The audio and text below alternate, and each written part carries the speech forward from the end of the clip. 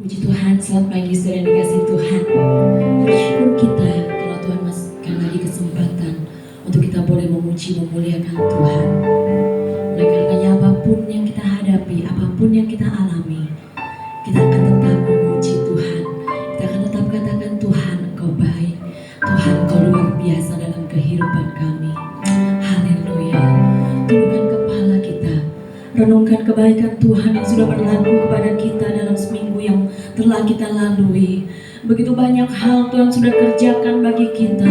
Pembelaan Tuhan, pertolongan Tuhan, kemurahan Tuhan terus mengikuti kita. Dan saat ini kita mau naikkan pujian kita kepada Tuhan. Kita mau angkat hati kita kepada Tuhan.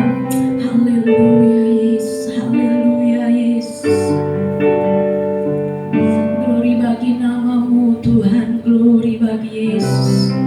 Kami bersyukur Bapa di surga, kalau kami ada sampai saat ini semua oleh karena anugerah Tuhan. Amin. Kami boleh menikmati lawatan-Mu dalam hidup kami. Kami boleh lewati sepanjang malam ketika kami beristirahat, Tuhan menolong kami, sehingga kami boleh menikmati hari yang baru ini. Dan di mana hari ini kami pakai untuk memuji, memuliakan, beribadah kepada Tuhan. Itu sebabnya ketika kami ada di tempat ini, kami rindu Tuhan untuk terus menyenangkan hati-Mu. Kami terus rindu untuk bersekutu dengan Engkau. Kuduskan kami, layakkan kami, ampuni terus kami dari setiap pelanggaran kami, sehingga kami akan menikmati kuasa-Mu, hadirat-Mu, Roh Kudus-Mu bekerja di tengah-tengah ibadah kami saat ini. Dari awal pertengahan sampai pada akhirnya ibadah kami letakkan ke dalam tangan kasih Tuhan. Kuasa-Mu yang bekerja, otoritas-Mu berdaulat dalam hidup kami, sehingga apapun yang kami lakukan saat ini, semuanya ini hanya untuk kemuliaan nama Tuhan. Amin Yesus. Kami serahkan semua ke dalam tangan Tuhan. Kami hamba-hamba-Mu, pelayan-pelayan-Mu yang Kupercayakan untuk melayani saat ini. Dengan kuasa-Mu mengurapi kami semua, kesatuan hati Kau taruh bagi kami, sehingga ketika kami melayani Engkau bukan oleh karena kuat gagah kami, tetapi semua oleh karena kuasa Roh Kudus-Mu dan kepercayaan-Mu dalam hidup kami untuk kami mengerjakan pekerjaan-Mu yang kudus ini. Terima kasih Tuhan untuk pengurapan-Mu. Terima kasih Tuhan untuk lawatan-Mu dalam ibadah kami. Kami serahkan semua kehidupan kami, umat-umat-Mu ke dalam tangan Tuhan. Kami yang datang dengan berbagai persoalan, dengan berbagai pergumulan, tapi ketika kami datang beribadah kepada Engkau, dengan hati kami, dengan sungguh-sungguh kami beribadah kepada Engkau, maka dalam ibadah kami ini kami akan mendapatkan jawaban dari Tuhan. Kami akan mendapatkan kelepasan dari Tuhan, sehingga kami pulang dengan kemerdekaan, kami pulang dengan kuasa, dengan keberkatan Tuhan bagi kami menyertai setiap hidup kami. Terima kasih Tuhan, sebab itu Tuhan, kuasa kegelapan tidak senang, tidak tinggal diam, dia mencuri sukacita kami, mencuri fokus kami kepada Engkau. Itu sebabnya dengan kuasa dan otoritas Allah kami usir patahkan kuasa iblis dalam nama Yesus. Nama Yesus yang berkuasa. Kami akan menikmati kuasa-Mu, kami akan menikmati firman-Mu, kami akan menikmati tubuh dan darah-Mu. Karena itulah kekuatan bagi hidup kami, kekuatan bagi iman kami, rohani kami, sehingga kuasa kegelapan tidak mampu untuk mengalahkan setiap kuasa-kuasa yang berada pada Tuhan.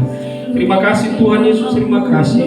Kami berdoa setiap umat-umat-Mu yang dalam perjalanan, tetap terus mereka dengan kuasa-Mu, sehingga mereka boleh tiba di tempat ini. Sama-sama kami memuji, memuliakan Tuhan, sama-sama kami bersukacita di dalam Engkau. Terima kasih Tuhan. Kami akan buka, habiskan ibadah kami pada saat ini dalam satu nama yang lain, yaitu dalam nama Tuhan Yesus Kristus. Haleluya, haleluya. Glory bagi namamu Tuhan. Glory, glory.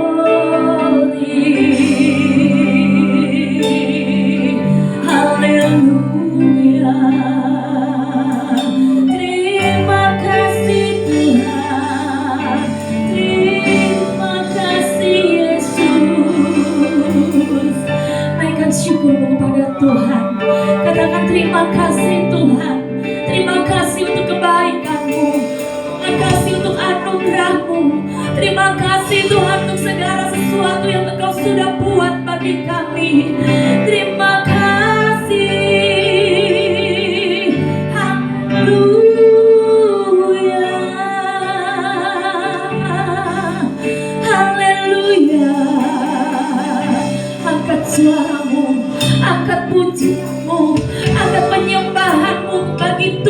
kita, Raja di atas segala raja. Haleluya. Kita yang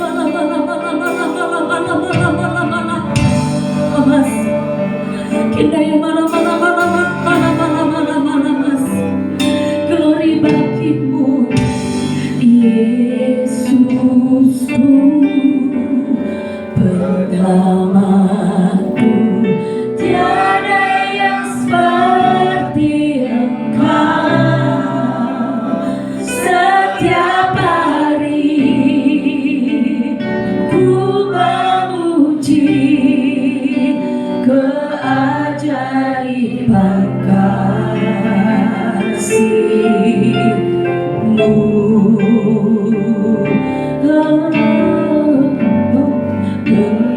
Menghibur, pelindung, menara kekuatan. Biarlah semua yang bernafas tak berhenti menyembahmu. Katakan, Yesusku penyelamatku, Yesusku penyelamatku. Tiada yang seperti Engkau. Setiap hari ku memuji keajaiban kasih-Mu.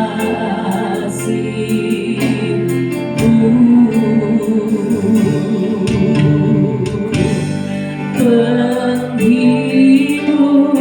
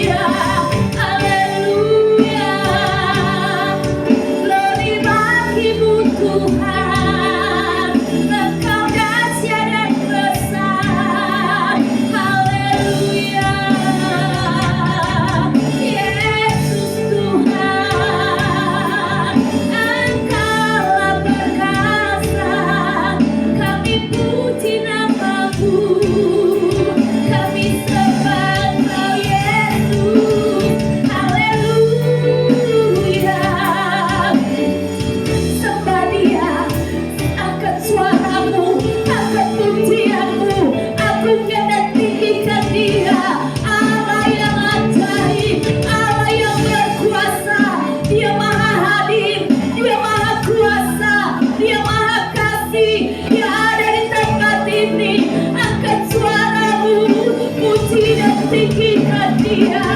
Haleluya, haleluya. Gloria, bala, bala, bala, bala, bala, bala, bala, bala, bala, bala, bala, bala, bala, bala, bala, bala. Kami sembah Engkau Tuhan, kami muliakan Engkau, kami tinggikan Engkau.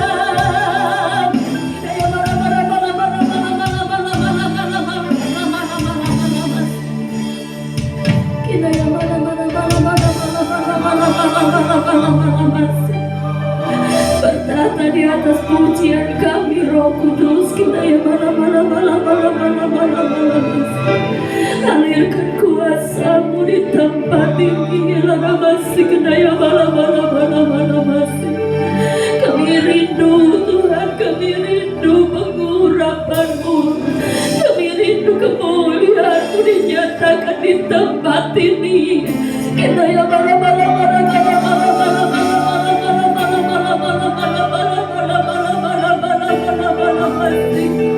ini pujian kami Tuhan, ini penyembahan kami Yesus. Kita ya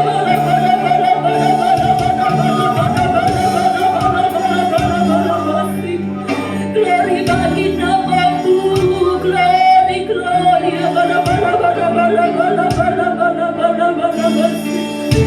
Mengalir, mengalir kuasa-Mu Roh Kudus, mengalir menjamah setiap kami Roh Kudus.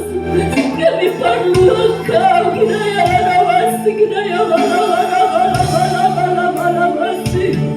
bekerja di tempat ini Roh Kudus.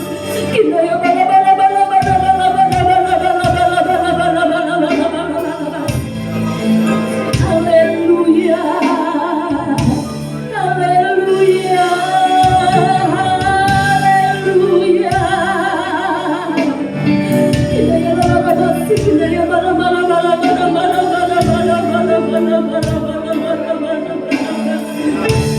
Haleluya, Roh Kudus. Haleluya, haleluya, haleluya.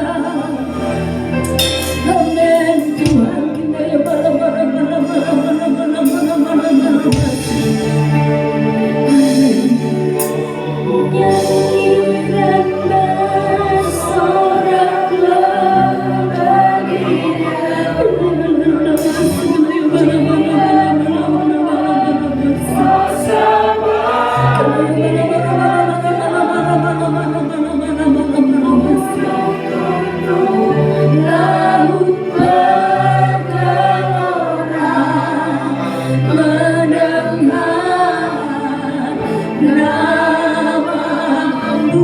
sama-sama kita bangkit berdiri. Haleluya, ku bersuka.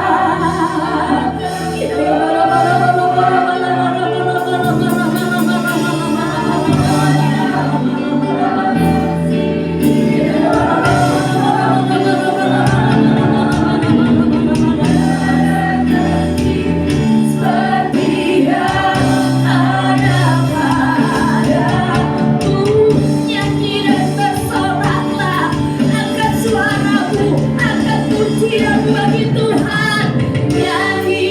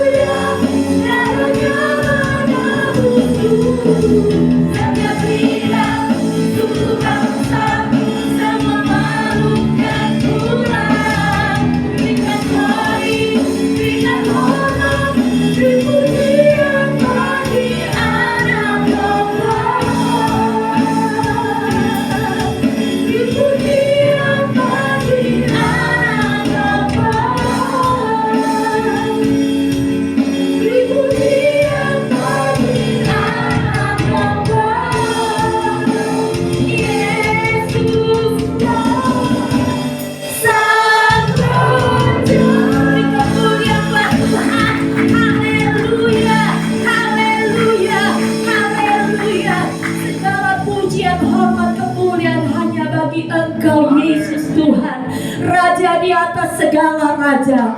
Kami mau terus memuji meninggikan Engkau, terus bertahta di atas pujian kami. Alirkan kuasa-Mu, nyatakan kegerakan-Mu di tempat ini, di dalam nama Tuhan Yesus Kristus. Semua yang percaya katakan amin. Ada haleluya saudara. Haleluya. Apa kabarnya hari ini? Luar biasa. Karena kita punya Tuhan yang luar biasa. Dia sungguh baik. Dia sangat baik. Dia ke kanan ke kiri dan katakan Tuhan baik. Dia sangat baik bagi kita. Amin.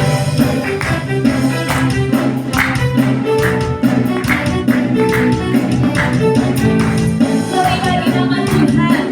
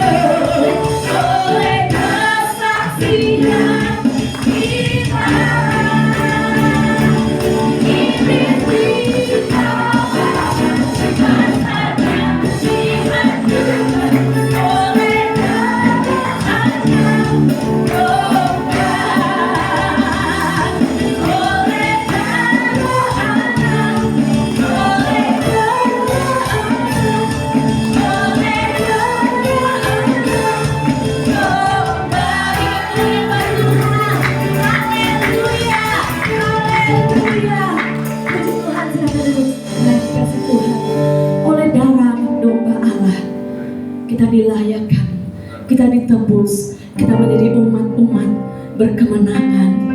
Haleluya. Karya terbesar Tuhan sudah kerjakan bagi kita. Dia mati ganti kita, supaya kita beroleh hidup yang kekal di dalam Dia. Kita ya malam mas. Kita ya malam mas. Kita ya malam mas. Haleluya Yesus. Haleluya. Kasih yang terindah,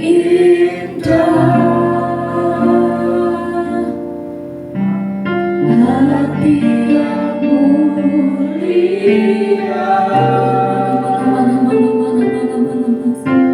hanya ku temukan di dalam-Mu, Yesusku. Pujian dari hatiku, selalu di setiap waktuku. Tiada pernah berubah kasih-Mu, karya terbesar. Haleluya. Karya terbesar dalam hidupku,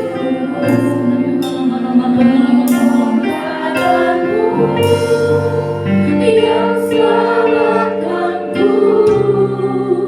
Engkaulah harta yang tak ternilai, yang ku miliki, yang ku hargai. Yesus, Engkau putraku, beri karya karena sama-sama kita bernyanyi. Haleluya, haleluya. Yang selamatkanku, Engkaulah harta yang tak ternilai, yang ku miliki, yang ku hargai. Yesus, Engkau putraku, beri. Yesus, Engkau putraku, beri. Yesus, Engkau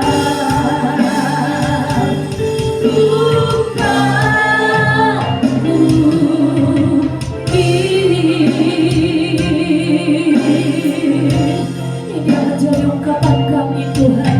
Sungguh kami kagum akan Engkau, sungguh kami kagum akan karya-Mu, sungguh kami kagum akan kasih-Mu yang tidak berkesudahan. Terima kasih untuk hari ini Tuhan. Terima kasih Engkau izinkan kami untuk kembali memuji memuliakan Engkau. Terima kasih karena Engkau masih berikan lagi kami kesempatan untuk menikmati firman-Mu, menikmati tubuh dan darah-Mu Tuhan. Semuanya bukan karena kuat gagah hebat kami, tapi semuanya hanya oleh karena kemurahan-Mu. Terima kasih Tuhan. Terima kasih, terima kasih. Kinaya malam masih. Sebentar kami mau mendengar kebenaran firman-Mu. Urapi hamba-Mu Tuhan, urapi dengan urapan dari tempat maha tinggi.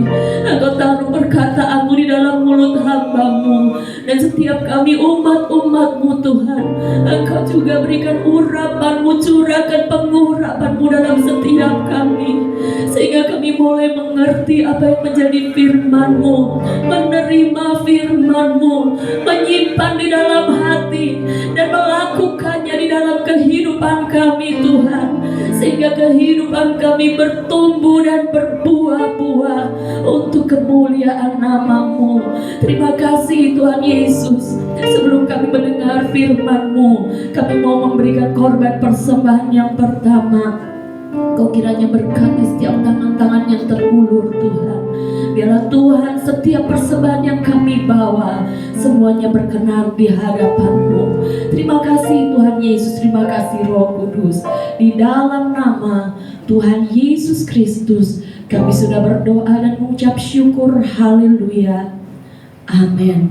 Puji Tuhan, silakan duduk. Persembahan pertama akan dijalankan. Kita naikkan pujian tadi. Dia sungguh baik, dia sangat baik.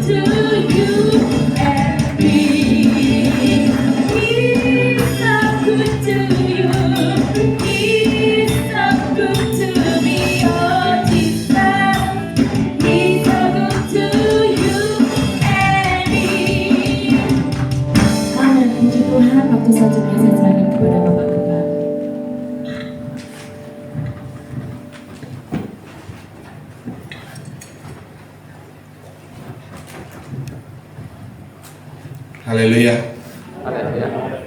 Salam sejahtera dalam kasih Tuhan kita Yesus Kristus. Saudara, pagi hari ini kita akan mendengarkan firman Tuhan. Saudara, dalam Alkitab kita yang akan kita baca dalam Roma pasal yang ke-12 ayat yang ke-8 saja. Kita akan baca satu ayat ini ya. Mari kita bangkit berdiri. Di lantai bawah juga bangkit berdiri. Ayat yang ke-8, kita baca satu ayat ini bersama-sama. 1, 2, 3. Jika karunia untuk menasihati, baiklah kita menasihati. Siapa yang membagi-bagikan sesuatu, hendaklah ia melakukannya dengan hati yang ikhlas. Siapa yang memberi pimpinan, hendaklah ia melakukannya dengan rajin. Siapa yang menunjukkan kemurahan, hendaklah ia melakukannya dengan sukacita. Amin. Tuhan berkati, silakan duduk kembali.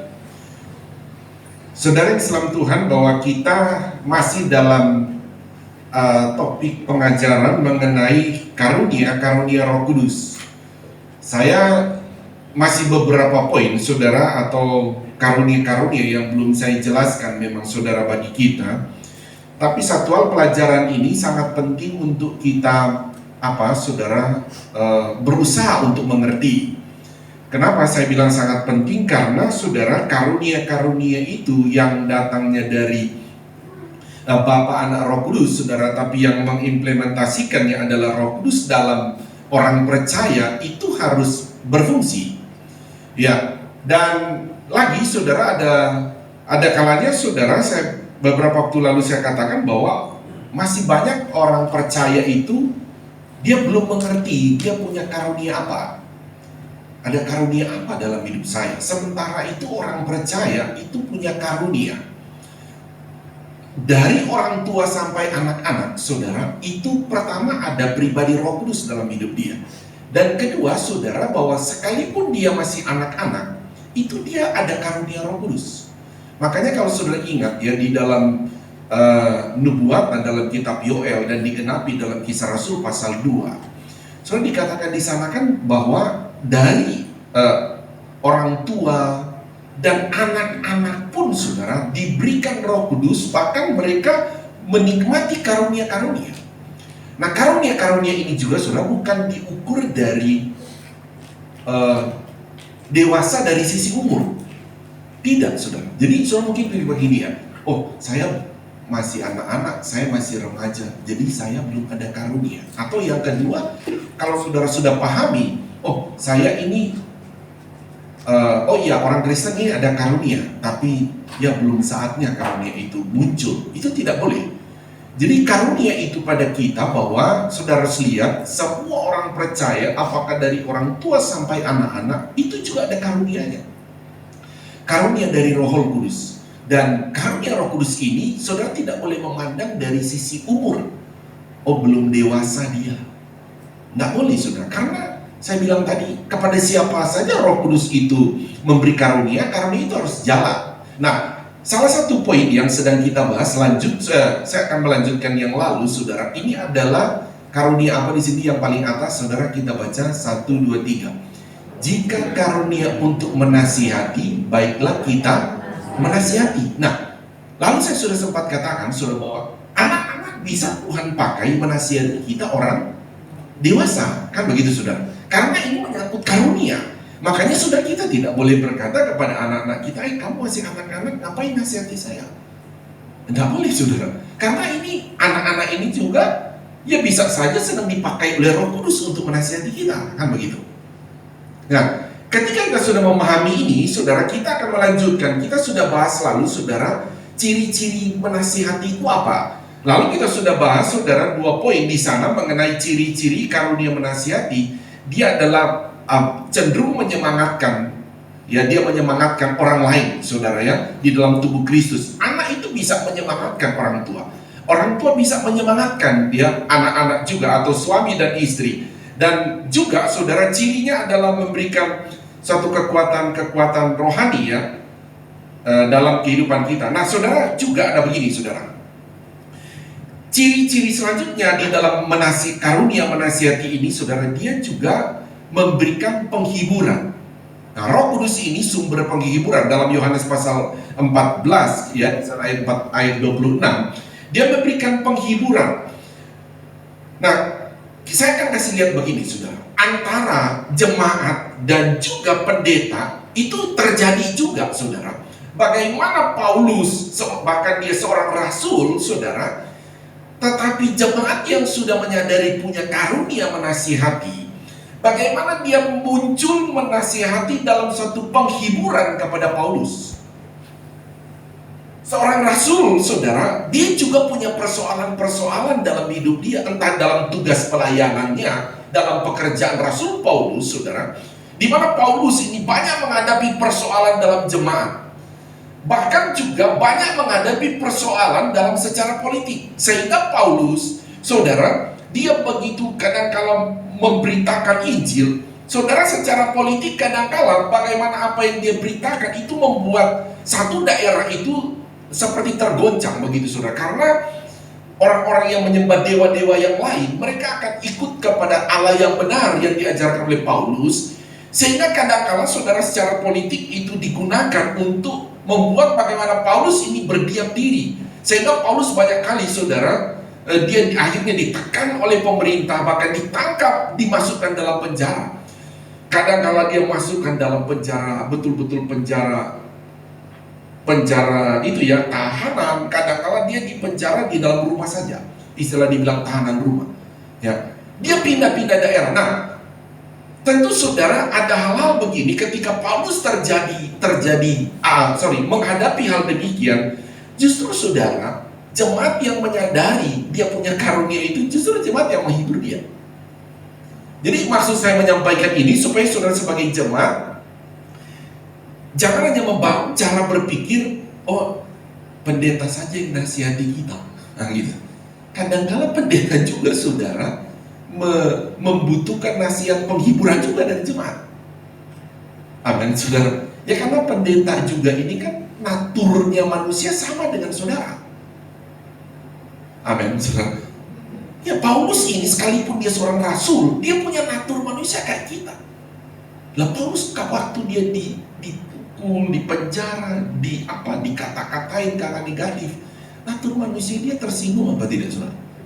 Tersinggung juga, sakit juga nggak, saudara? Sakit, tapi dia harus bertahan dalam kebenaran. Nah, oke, saya sudah panjang lebar menceritakan ini, tapi saya coba ambil dasar ayatnya, ya. Coba saudara lihat 2 Korintus pasal 7 ayat 4 sampai 7 kita akan baca ayat ini, saudara. Jadi kita masih melanjutkan karunia menasihati. Kita masuk dari sini supaya ketika kita punya karunia menasihati, kita dibawa oleh firman Allah untuk menyadari bahwa siapapun kita punya nasihat, karunia menasihati, saudara, apakah anak ke orang tua ke anak, suami ke istri. Dan ini juga setelah kita melihat ke Paulus, justru jemaat kepada Paulus, begitu, seorang rasul. Mari kita baca ayat 4 sampai 7 bergantian ya. Saya dulu ayat 4. Aku sangat berterus terang terhadap kamu, tetapi aku juga sangat memegahkan kamu dalam segala penderitaan kami. Aku sangat terhibur dan sukacitaku melimpah-limpah. Stop dulu ya. Jadi saudara lihat latar belakang ini ya.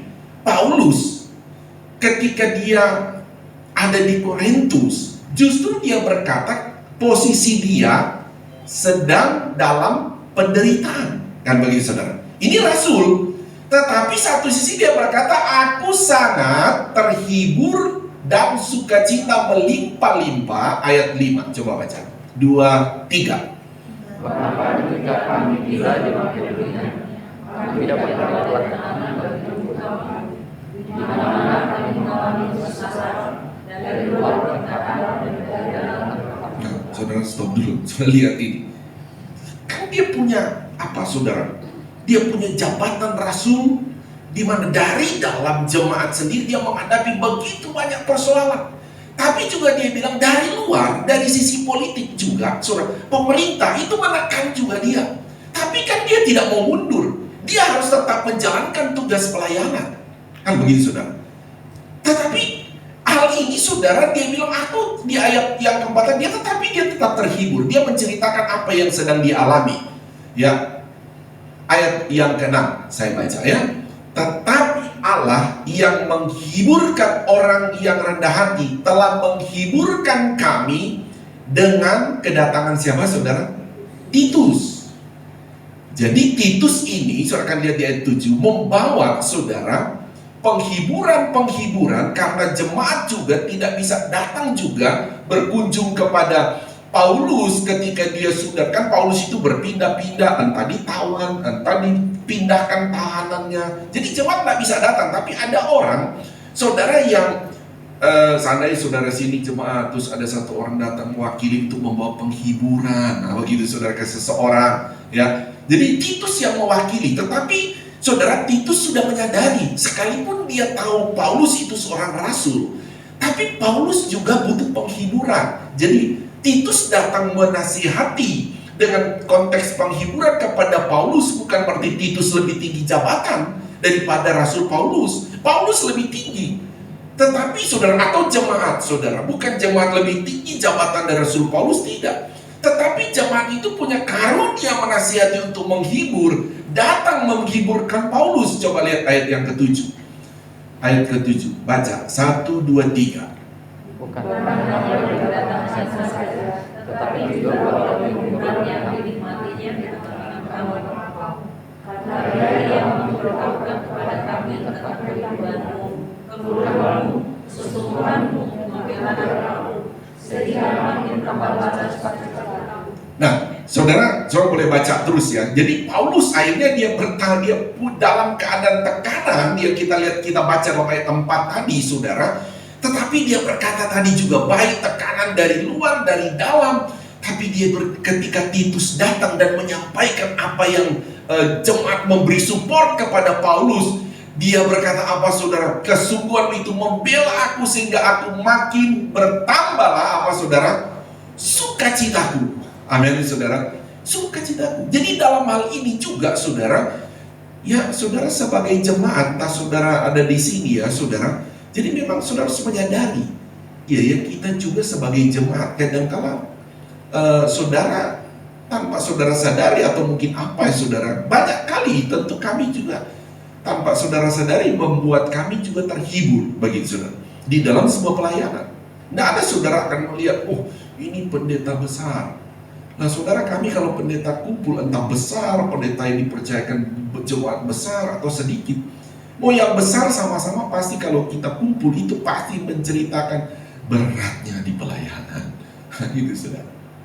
Tetapi dari situ kadang-kala saya juga begitu ya. Oh iya, tapi kadang-kala saya sudah menyadari bahwa di dalam jemaat pasti ada penghiburan.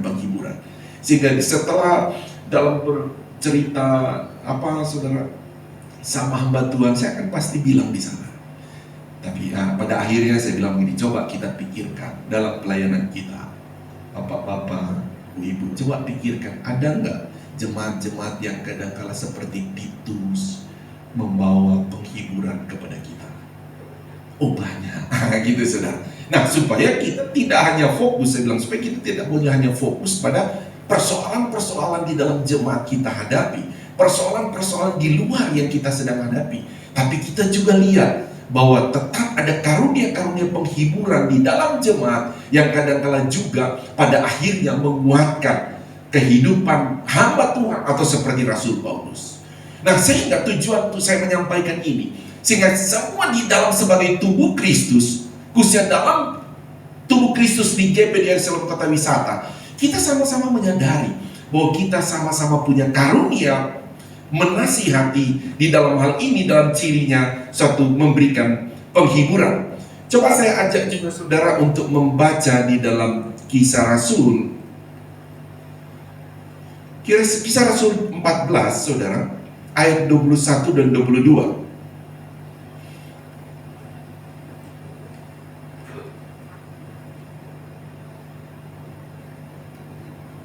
Mari baca bersama-sama. 1, 2, 3.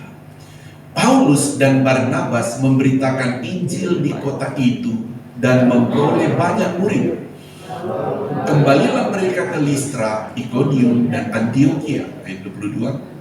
Di tempat itu mereka menguatkan hati murid-murid itu dan menasihati mereka supaya mereka bertekun di dalam iman, dan mengatakan bahwa untuk masuk ke dalam kerajaan Allah kita harus mengalami banyak apa saudara? Sengsara. Nah kalau ini saudara, bagaimana Paulus dikatakan, coba ayat 20 sebelumnya tadi 21 ya. Tadi 20 berapa ya? 21 ya betul. Nah Paulus dan Barnabas justru ketika di Listra saudara, ini beda lagi kan saudara. Kalau tadi di Korintus bagaimana mereka justru Paulus yang mengalami persoalan, tantangan dari dalam dan dari luar. Tapi Paulus ketika pindah di daerah lain, saudara, justru di sana dia menghadapi justru jemaatnya lagi. Nah gitu saudara. Jadi tidak habis-habis dia menghadapi persoalan dalam pelayanan, saudara. Sehingga Paulus dan Barnabas ini dikatakan bahwa ketika mereka menghadapi jemaat, aduh ternyata jemaat juga begitu banyak sekali masalah, persoalan. Tapi dia berkata, dia menasihati, ayat kembali lagi saudara, di ayat yang ke-22 dia berkata bahwa kepada murid-murid yang lain juga, orang-orang percaya ya, supaya dia nasihati supaya mereka bertekun di dalam iman. Untuk masuk dalam kerajaan Allah kita harus mengalami memang banyak sengsara, katanya saudara. Banyak sengsara. Dan yang begitu saudara. Jadi kita ini saudara, kenapa penting untuk karunia menasihati? Karena selama kita masih di muka bumi ini, saudara tidak akan pernah menemukan janji Allah yang tidak ada persoalan, hanya ada sukacita, hanya ada damai sejahtera selama di muka bumi ini. Janji Allah itu hanya terjadi digenapi ketika kita ada di surga. Amin saudara. Karena di bumi ini bukan surga soalnya. Jadi nanti di sana. Makanya saudara, kita sebagai jemaat Tuhan, kita kan masih di muka bumi. Amin saudara. Kita masih di muka bumi.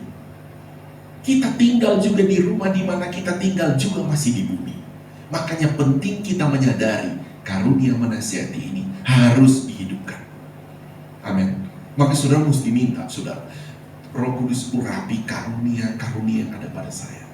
Urapi karunia menasihati yang ada pada saya. Supaya ketika engkau menasihati anak-anakmu, Roh Kudus berkarya di sana. Karena ada urapan di sana. Amin. Begitu juga saudara mau menasihati istri ya, aduh saya mau menasihati suami. Makanya saya bilang waktu lalu, mesti kayak ada narasinya. Saudara berdoa dulu, minta urapan Roh Kudus, aku mau nasihati suami saya. Berdoa dulu, jangan sampai saudara mau nasihati suami saudara karena saudara merasa ini penting saya mau nasihati, dia baru pulang kerja, saudara sudah tunggu-tunggu gitu ya, tunggu dia mau pulang kerja, pas dia buka pintu, langsung sudah, saya nasihati kamu begini, waduh ini perang saudara. Saudara jangan langsung suami baru pulang, saudara langsung sikat begitu saudara. Karena kadang-kala kan nasihati ini memang memberi penghiburan. Mending kalau saudara suami pulang, dia buka pintu, atau istri pulang, atau anak pulang kuliah sekolah, nasihatinya dalam bentuk penghiburan. Nah, saudara dia lumayan menguatkan. Tapi kan ada karunia menasihati juga, ini kan dalam suatu bentuk teguran. Tapi kalau saudara tidak paham menempatkannya kan, saudara kadang-kala cenderung kita ini cuma lebih banyak menggunakan karunia menasihati dalam bentuk teguran. Jarang untuk menggunakan karunia menasihati dalam bentuk menguatkan. Tapi memang ada pada keadaan-keadaan tertentu karunia menasihati muncul dalam sebuah teguran. Nah dalam hal ini saudara, kalau ini muncul, saudara harus berhikmat.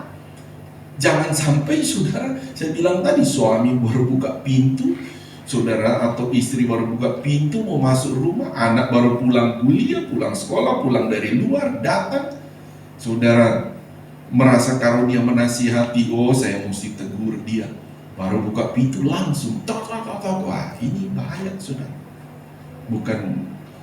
bukan dorongan Roh Kudus itu ya. Jadi tidak boleh seperti itu.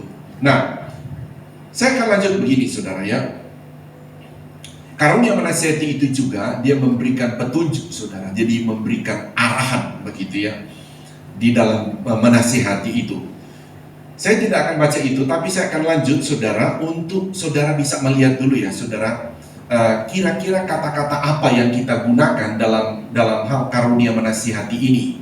Coba saudara lihat, lanjut ke ini kan, ini di ayat Roma 12 tadi, ayat 8 kita baca tadi kan, di situ karunia menasihati. Nah sebetulnya di ayat 9, 10, 11 karunia menasihati itu dia tidak sekedar bilang karunia menasihati, tapi dia menjabarkan juga saudara kata-kata nasihat yang kamu berikan itu.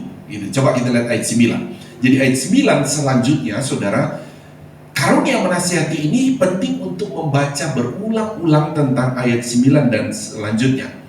Mari kita baca bergantian ya. Bangkit berdiri juga, kita bangkit berdiri, lantai bawah juga bangkit berdiri. Nah bahkan ayat ini nanti saudara ulang-ulang dibaca supaya saudara tahu kalau saya menasihati itu apa yang harus saya bilang. Saya dulu baru saudara, hendaklah kasih itu jangan pura-pura, jauhilah yang jahat dan lakukanlah yang baik. Jadi ada nasihat di sana, berarti jauhilah yang jahat dan lakukanlah yang baik. Oke, ayat 10 baca 1, 2, 3.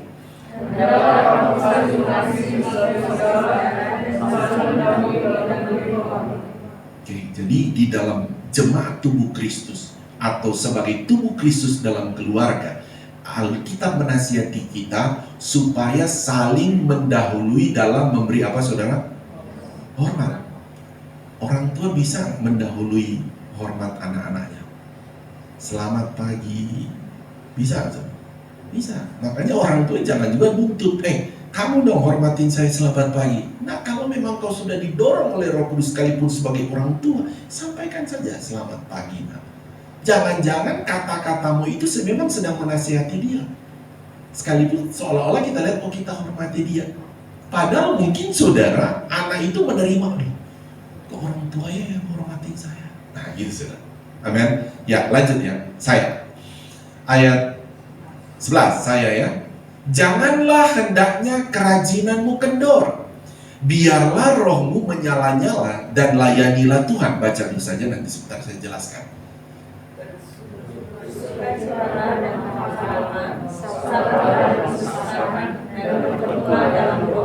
Ayat 13. Bantulah dalam kekurangan orang-orang kudus dan usahakanlah dirimu untuk selalu memberikan tumpangan. Berkatilah siapa yang menganiaya kamu, berkatilah dan jangan kamu. Bersukacitalah dengan orang yang bersukacita dan menangislah dengan orang yang menangis.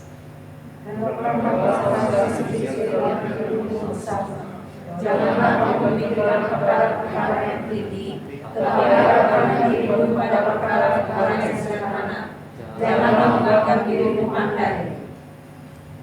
Janganlah membalas kejahatan dengan kejahatan. Lakukanlah apa yang baik bagi semua orang.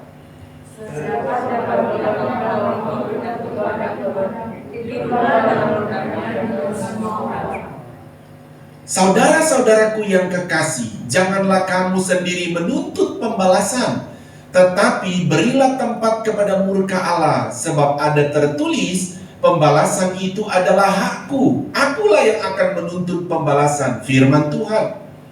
Tetapi jika sesuatu lapar, berilah dia makan. Jika dia haus, berilah dia minum.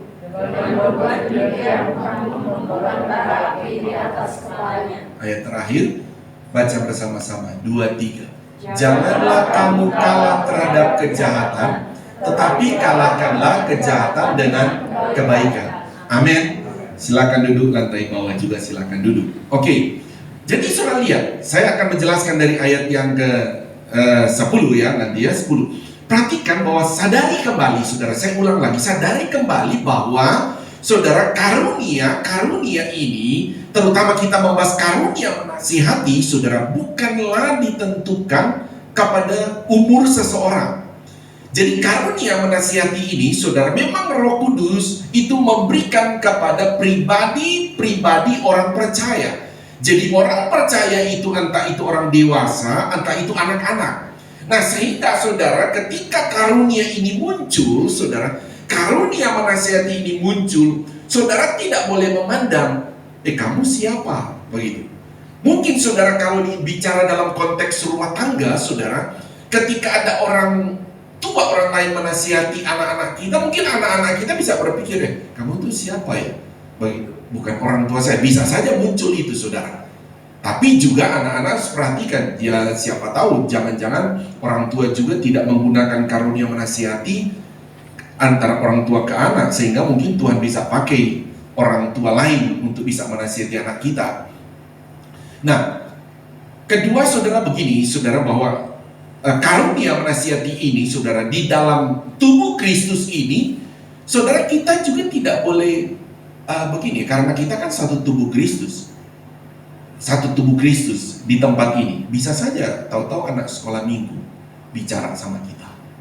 Kita tidak boleh bilang begini, kamu siapa kamu? Kamu bukan, saya itu bukan orang tua kamu. Saudara juga sadari kalau dalam konteks sesama jemaat, saudara harus terima. Amin, saudara. Karena kan konteks sesama jemaat.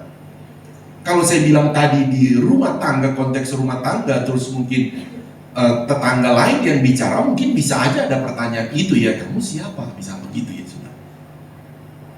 Tapi kalau saudara lihat dalam tubuh Kristus, saudara, terus tahu-tahu ada anak sekolah minggu, dia ketemu kita, tapi dia cuma terucap, om, tante, kak, begitu ya. Kok minggu kemarin enggak kelihatan di gereja? Saudara jangan cuma begitu. Hati-hati loh, saudara. Jangan-jangan Roh Kudus berbicara sama anak ini. Haleluya, saudara. Iya. Nah, oke, kita bahas satu-satu ini ya. Ini penting saya ulang di sini, saudara, ayat demi ayat ini supaya tujuannya begini. Kita kenal dulu, kita kan sudah kenal, aku punya karunia menasihati, begitu ya. Kita semua punya karunia menasihati. Tapi kata-kata nasihat itu apa ya kira-kira? Nah, Alkitab memberitahu bagi kita supaya ketika kita tahu, kita bisa gunakan itu. Dia katakan tadi bahwa, saya sudah bahas tadi, hendaklah kamu saling mengasihi dan saudara. Saling mengasihi sebagai saudara. Nah, perhatikan saudara. Jadi, dalam hal ini, kita bisa lihat kan saudara bahwa, ternyata kehidupan sebagai tubuh Kristus. Apakah kehidupan sebagai tubuh Kristus di dalam gereja, ternyata kita harus saling mengasihi, kata firman Allah. Amin, saudara. Kita saling mengasihi. Nah, gitu. Kalau di dalam juga konteks keluarga, kita harus sama-sama semua. Jadi tidak boleh hanya orang tua yang menyadari ini dalam konteks rumah tangga. Anak juga harus menyadari, hidup di dalam rumah tangga ternyata kita harus saling menasihati, saling mengasihi, maksudnya gitu.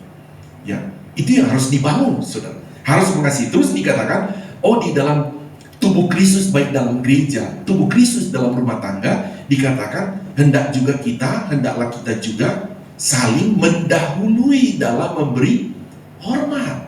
Jadi justru firman Allah mengarahkan kita saling mendahului, jadi berusaha mendahului. Saya bilang tadi, saudara, bahwa dalam memberi hormat, kalau perlu ketika kita menyadari, saudara, apalagi kita, pertama begini, kita sebagai suami, kadang-kala saudara lihat istri, masa saya mau bilang dia selamat pagi ma, gitu. Atau saudara panggil mami, atau kepada istri saudara, atau panggil nama. Kadang-kala saudara, suami kadang-kala karena gengsi-gengsinya, saya ini kepala rumah tangga, masa saya mesti hormati kamu. Padahal Alkitab memberikan nasihat bagi kita, saudara, bahwa kita ini harus saling mendahului memberi hormat.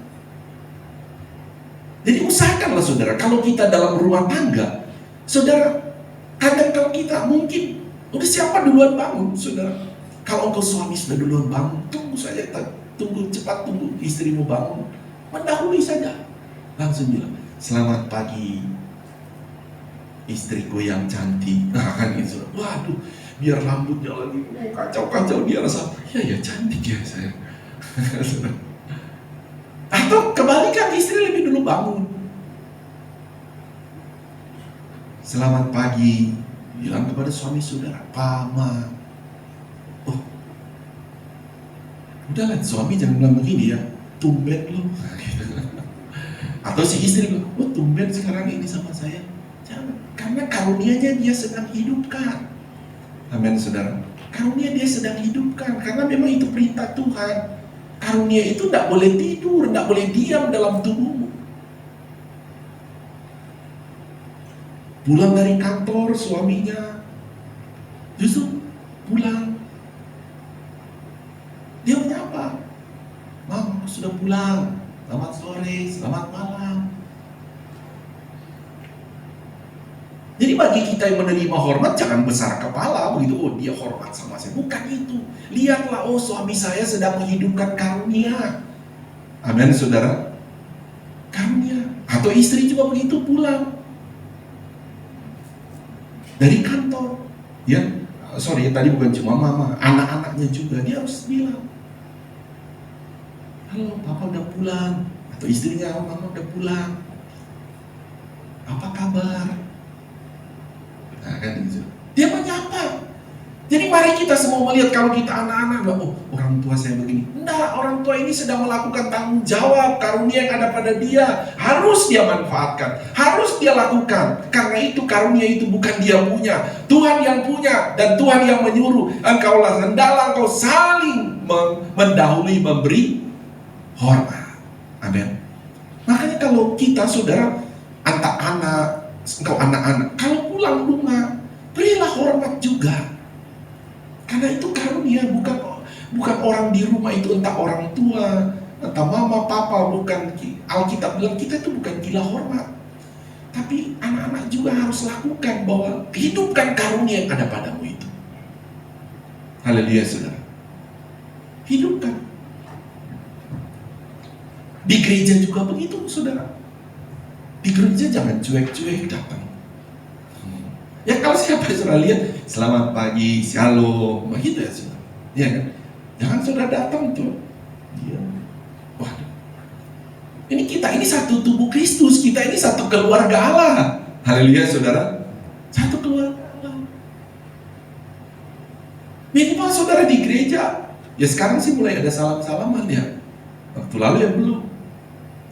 Tapi minimal ya shalom, tapi minimal ada gerakan.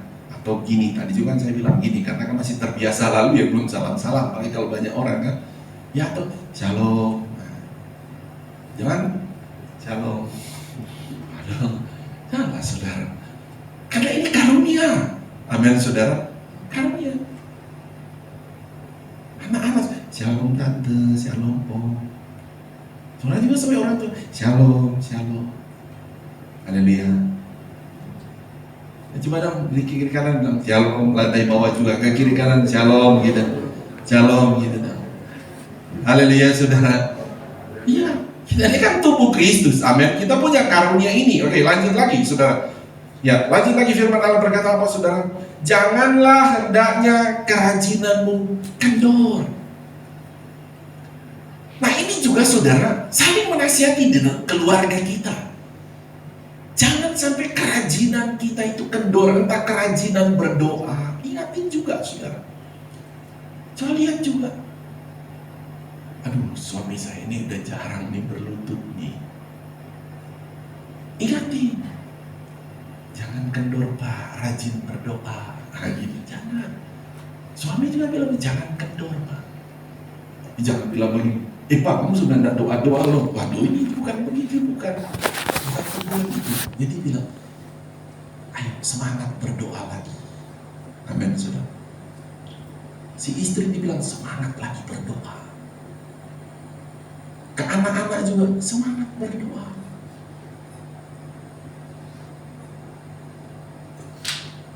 Jangan sampai kerajinanmu itu berdoa kendor. Begitu juga beribadah.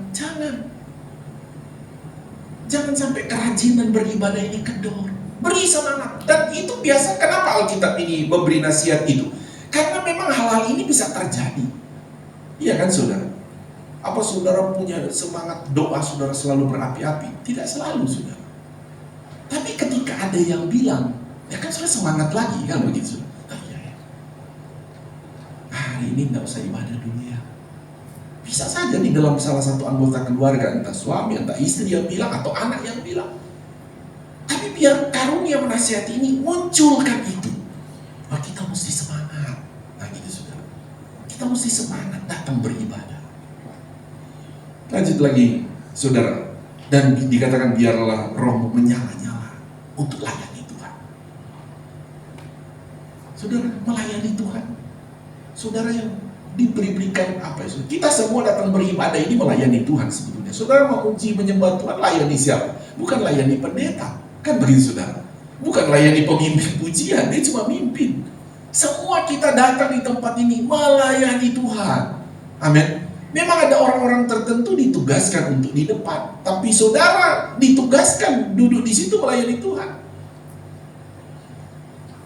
Saya yakin saudara sebagai jemaat Tuhan, ya, Tuhan sudah kasih tahu ini kursi kamu ya, sekalipun kadang-kala sudah pindah-pindah. Tapi Tuhan sudah kasih tahu ini kursi kamu ya, tempat kamu melayani.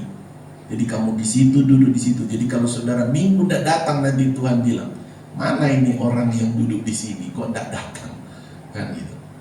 Oh tidak datang, dia harus melayani saya.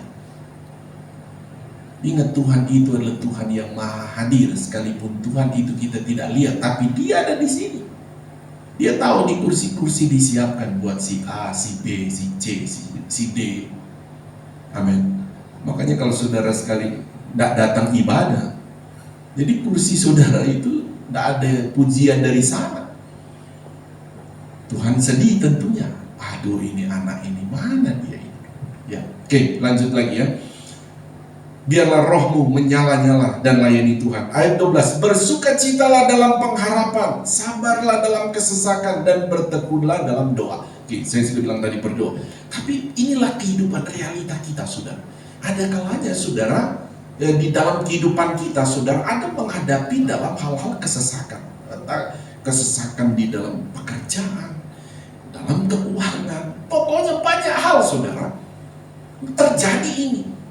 Sehingga saudara, makanya begini saudara, kita kadang-kala Alkitab berkata dalam kitab Yakobus juga, hendaklah engkau cepat mendengar, ya lambat berkata-kata. Itu lalu sudah sempat saya jelaskan di pada WSP pria kali ya. Tapi begini juga, ada kalanya saudara dalam hidup kita, si anak ya, dia pengen apa saudara, menceritakan sesuatu.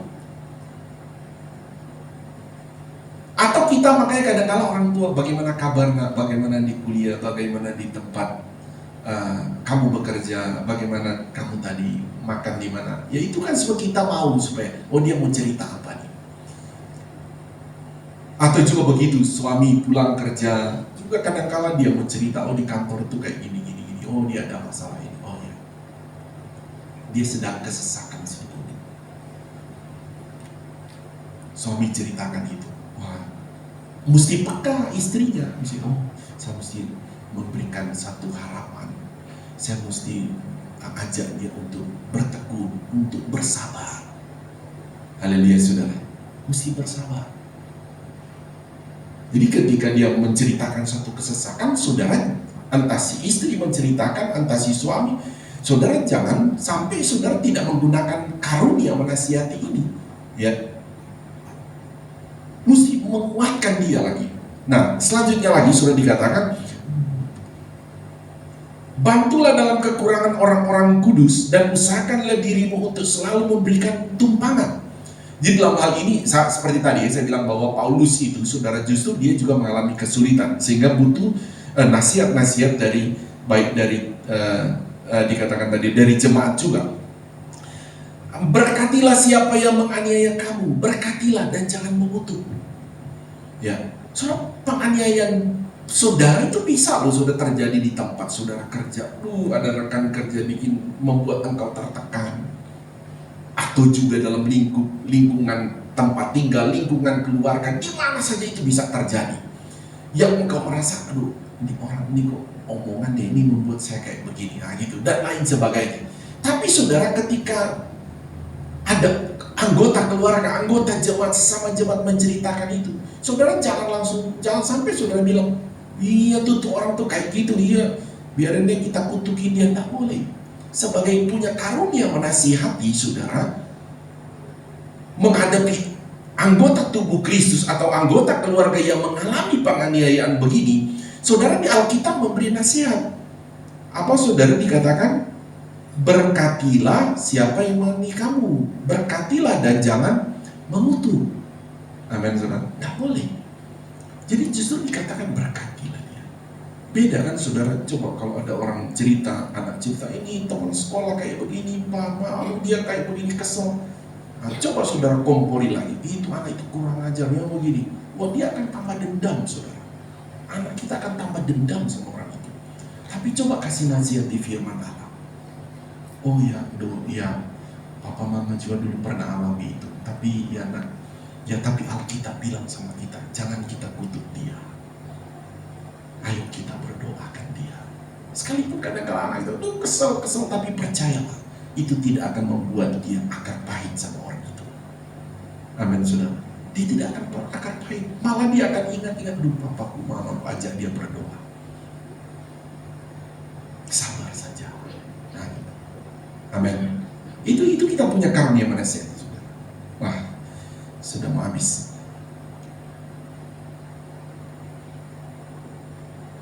Ayat yang ke-15, bersukacitalah dengan orang yang bersukacita dan menangislah dengan orang yang menangis. Nah begitu. Ada kalanya kita di dalam gereja kita bersukacita, ya. Tapi ketika kita lihat ternyata ada jemaat mungkin lagi berduka, lagi apa, saudara, kita juga ada di sana. Ya, atau dalam keluarga, ya, bersukacita, kita bersukacita, tapi ada yang menangis, lagi susah atau lagi berduka, ya kita juga ikut menangis. Itu maksudnya.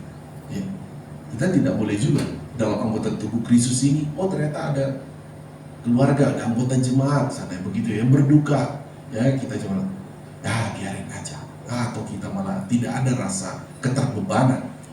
Ya, minimal kita memberikan saudara, kita punya grup turut berduka cita ya, gitu. Minimal kan begitu saudara. Maksimal ya kita datang, gitu ya. Atau dalam keluarga kita begitu ya. Kadang-kadang keluarga kita jauh begitu ya, tinggal di luar kota. Kita memang nggak sempat untuk ke sana. Jangan kita cuma biarin aja dia. Udah jaraknya sama kita jauh, nggak boleh juga. Minimal kita sekarang sudah saudara, menjangkau orang lain itu sudah canggih semua. Ya minimal kita menyadari kita punya karunia menasihati ini untuk menyadari untuk memberikan kekuatan, penghiburan. Kita bisa WA, kita bisa telepon. Ya oke, saudara, sampai di sana saya masih mau pimpin perjamuan.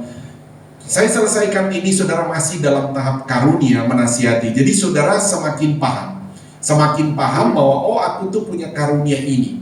Sehingga saudara selanjutnya, saudara, karunia ini saudara harus minta Roh Kudus urapi karunia-karunia yang ada pada saya, supaya karunia ini berfungsi baik dalam rumah tangga, sebagai tubuh Kristus dalam rumah tangga, baik juga di dalam tubuh Kristus sebagai jemaat GPDR Selom Kota Wisata. Amin. Tuhan berkati kita. Saudara, mari kita bangkit berdiri. Kita akan berdoa dan masuk dalam perjamuan kudus. Yang bertugas perjamuan kudus boleh maju ke depan. Kita akan terima perjamuan kudus. Mari maju ke depan. Kita akan masuk dalam perjamuan kudus ini ya. Saya akan langsung berdoa. Kembali kami datang kepadamu ya Tuhan. Kami bersyukur kepadamu atas karunia-karunia yang Engkau telah taruh dalam hidup kami. Roh Kudus, kami berterima kasih buat pencerahan-Mu, karunia-karunia menasihati supaya berfungsi dalam rumah tangga kami, berfungsi dalam tubuh Kristus di tempat ini. Sehingga dalam segala aspek hidup kami, Roh Kudus akan bekerja dalam setiap pribadi umat-umat-Mu Tuhan.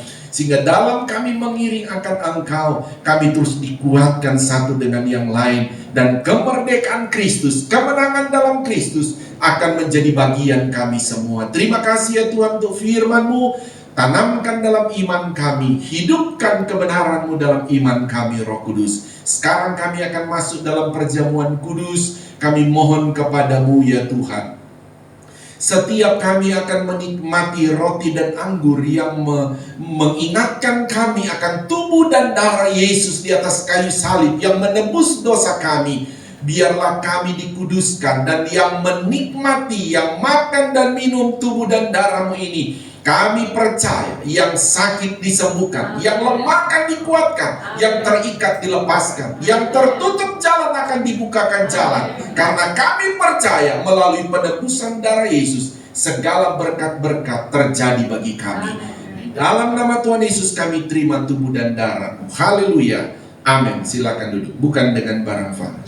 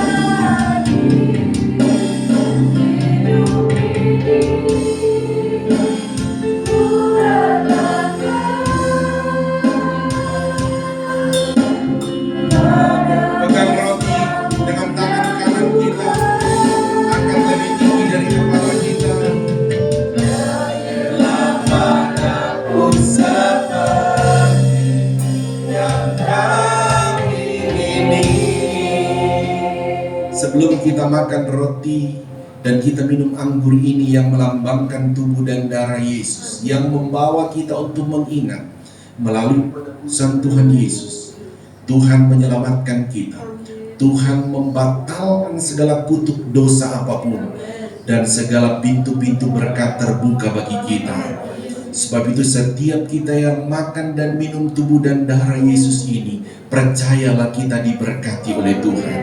Dengar firman Allah sebelum kita memakannya. Sebab apa yang telah keturuskan kepadamu telah aku terima dari Tuhan, yaitu bahwa Tuhan Yesus pada malam waktu ia diserahkan mengambil roti, dan sesudah itu ia mengucap syukur atasnya, ia memecah-mecahkannya dan berkata, inilah tubuhku yang diserahkan bagi kamu, perbuatlah ini menjadi peringatan akan aku, dengan menyebut dalam nama Tuhan Yesus Kristus. Makan dengan iman.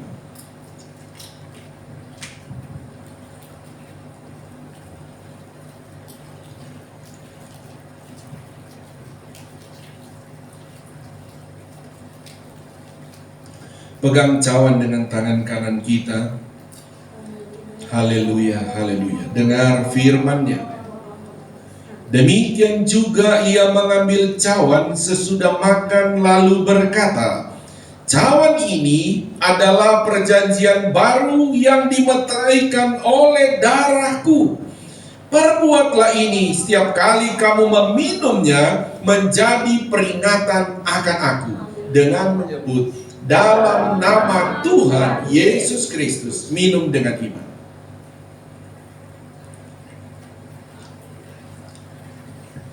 Haleluya, haleluya. Mari angkat tangan kanan kita. Saya tergerak, kita naikkan pujian. Darahnya amat kuasa, sucikan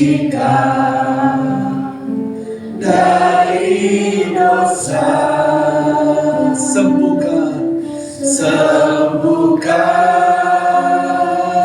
segala sakit, darahnya tebus saya. Tetap angkat tangan. Kami percaya Tuhan, jikalau ada di antara kami yang sakit, oleh kuasa bilur-bilur Yesus, kami disembuhkan oleh Tuhan. Kalau ada di antara kami yang sedang berbeban berat, oleh kuasa pada pusat Tuhan Yesus, kami diberikan kelegaan oleh Tuhan. Yang tertutup jalan oleh kuasa tubuh dan darah Yesus, kami dibukakan jalan oleh Tuhan.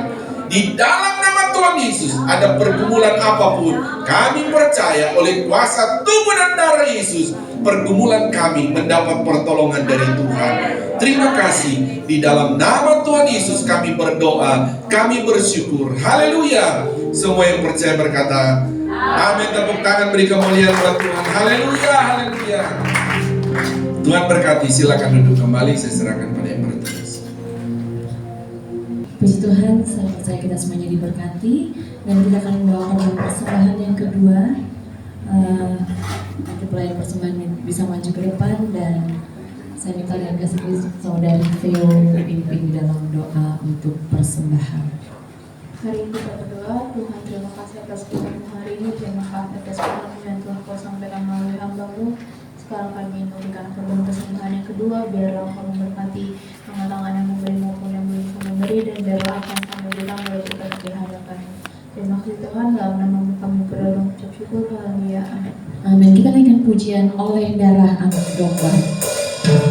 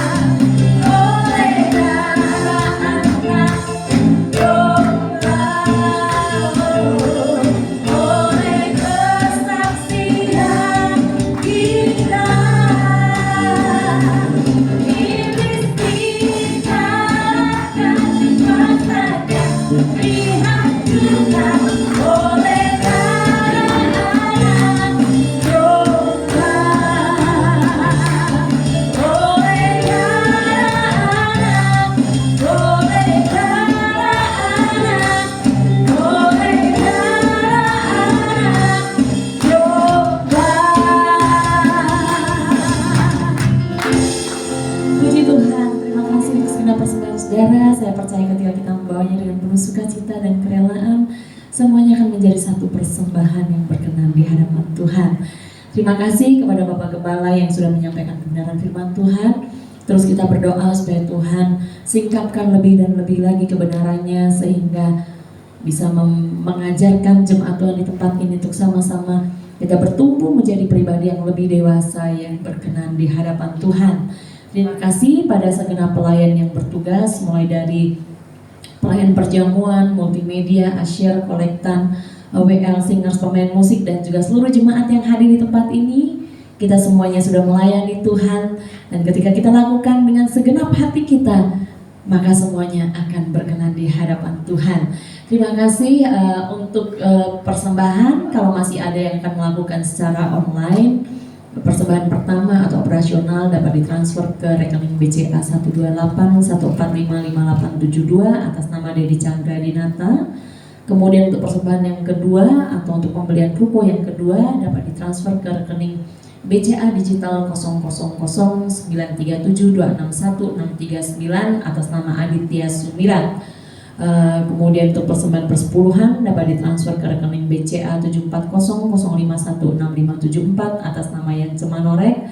Dan bagi jemaat yang sudah memberikan persembahan persepuluhan melalui transfer bisa menghubungi Bapak Gembala atau ke saya untuk bisa Ibu Gembala untuk bisa didoakan setelah selesai ibadah. Untuk persembahan sekolah minggu bisa ditransfer ke rekening BCA 57254267370 atas nama Ida Agustin Supriyatna. Setelah ini jam 10 akan diadakan ibadah anak-anak di gereja. Jadi bagi Bapak Ibu yang punya anak-anak, punya cucu keponakan, dorong mereka untuk mereka ikut dalam ibadah anak-anak, bertumbuh bersama-sama sesuai dengan usianya dan memiliki komunitas keluarga Allah di ibadah anak-anak. Kemudian nanti sore jam 5 ibadah raya yang kedua. Kalau ada keluarga yang belum sempat hadir, dorong mereka, ajak mereka untuk hadir. Kalau yang nggak kemana-mana, hadir ibadah lagi, sangat terbuka ya. Nah kemudian setelah itu minggu pertama, jadi kita ada doa puasa 3 hari, Senin, Selasa, dan Rabu. Puasa Esther, puasa Daud, puasa Adam atau puasa Daniel, silakan pilih.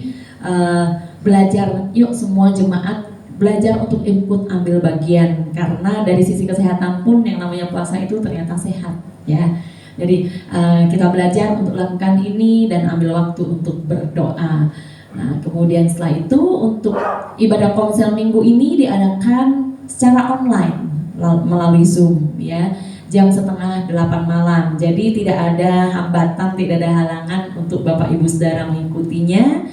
Nanti pada hari Rabu akan dikirimkan linknya supaya Bapak Ibu bisa bergabung di dalam ibadah komsel melalui Zoom jam 7:30 malam. Kemudian untuk hari Jumat jangan lupa kita ada ibadah gabungan Pelprip dan WSP di gereja jam 7 malam. Nah Bapak Ibu, saudara-saudari, mari silakan, ini bukan terbatas untuk Bapak dan Ibu saja. Jadi yang masih single pun silakan bergabung, dan sebetulnya kami himbau, kami ajak yuk pada ikutan, karena di situ juga kita belajar tentang kebenaran firman Tuhan, dan di situ juga kita belajar untuk melayani Tuhan. Ya, kemudian hari Sabtu pagi doa pagi di gereja jam 7 sampai dengan jam 8. Ini juga kami ajak dan kami himbau jemaat Tuhan ambil waktu untuk datang ke rumah Tuhan pada hari Sabtu pagi jam 7 dan jam 8, sama-sama kita berlutut dan kita berdoa bersama-sama ya. Kemudian hari Sabtu sorenya jam 6.15 sore ada ibadah remaja YMB di gereja. Jadi jangan lupa juga bagi Bapak Ibu yang atau saudara-saudari yang punya anak, punya adik, keponakan usia remaja, dorong juga mereka untuk ikut hadir.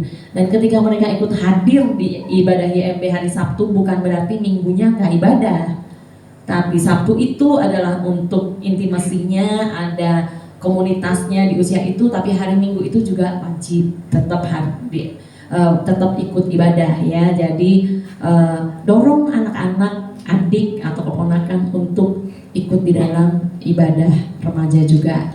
Nah, kemudian minggu depan ibadah kembali seperti biasa, jam 8 pagi di gereja, jam 10 ibadah anak, dan jam 5 sore ibadah raya yang kedua. Jadi mungkin itu saja pengumumannya. Ada tambahan dari Bapak Gembala? Tidak ada. Oh, satu lagi, kaum wanita WSP ada jual makanan ya kalau tidak salah di bawah untuk pengumpulan dana diakonia.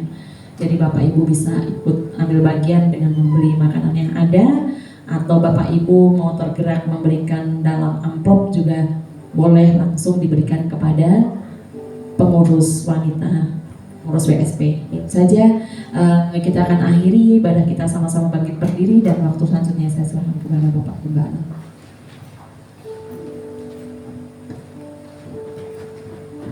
Mari kita berdoa. Haleluya. Ini kami datang kepadamu ya Bapa di sorga. Kami datang bersyukur atas anugerah-Mu kami boleh beribadah, dan sebentar kami akan pulang. Dan sepanjang minggu ini kami kembali akan melakukan aktivitas kami masing-masing, baik aktivitas dalam pekerjaan kami, dalam rumah tangga, aktivitas dalam pendidikan, bahkan ada beberapa anak-anak-Mu sudah akan menghadapi ujian-ujian dalam perkuliahan mereka. Kami sama-sama berdoa, Roh Kudus, urapi kami semua jemaat-Mu Tuhan dengan pengurapan-pengurapan-Mu yang baru, sehingga kami maksimal dalam beraktivitas, bahkan Engkau buat berhasil, Engkau buat beruntung apa yang kami kerjakan, karena kami bekerja dalam otoritas, dalam pengurapan-pengurapan-Mu.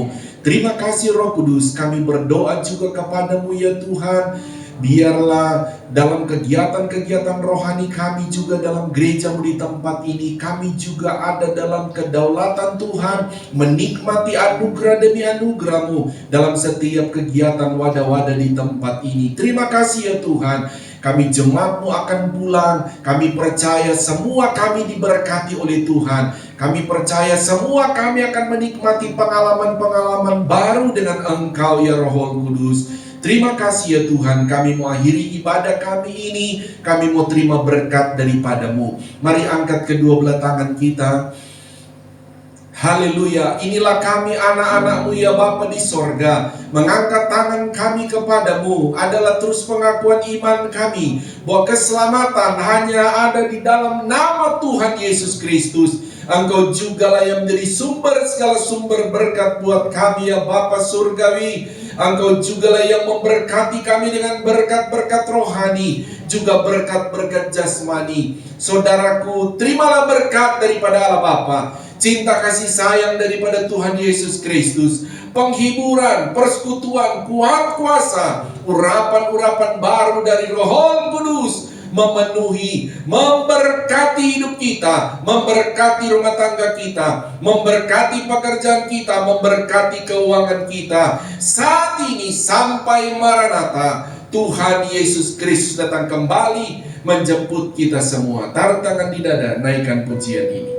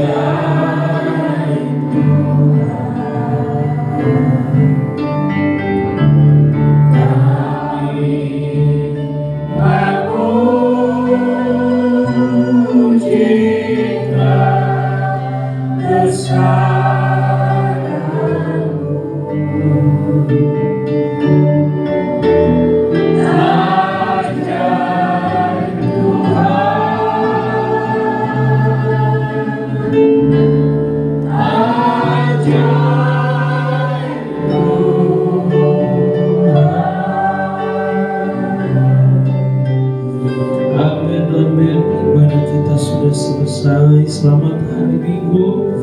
Tuhan Yesus memberkati.